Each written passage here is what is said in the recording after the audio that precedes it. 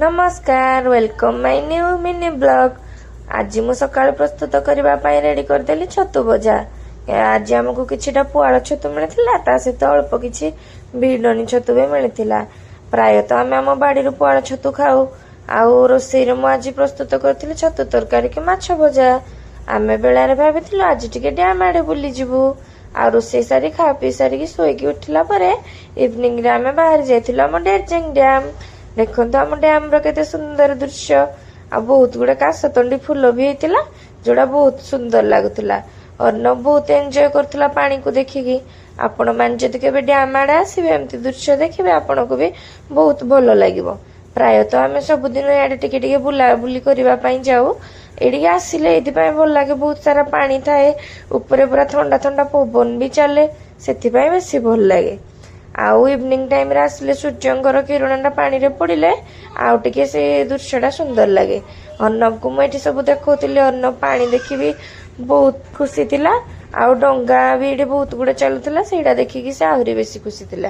देखंतु प्रकृतिर सौंदर्य केते सुंदर।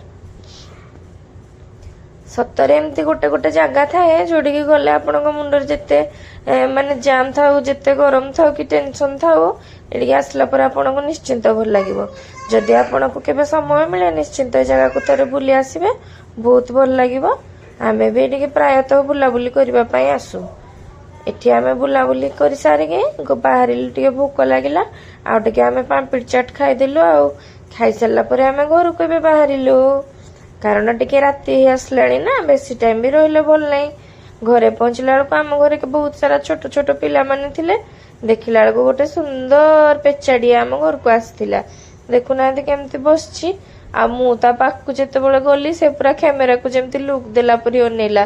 ता आखि गुडा को बहुत सुंदर हेजी। अंधार राति रे बोधे बाट भूलिके आम घर को पळे आछि। आउ किछि समय पर से उड़ी जाइए आमर गोटे महाप्रभुंकर फोटो थिला सेठी जागी से बसी गले। आउ तांकु देखिकी मो सासु पूरा खुशी हो गले। कहले जहा हो आम घर को आज ठाकुर आछंती आउ लक्ष्मी आसी आसिकी जगन्नाथ पाखरे विजय करजंती। आमको भी बहुत खुशी लागिला। आज आम पुओ भी बहुत खुशी थिला ताकु देखिकी।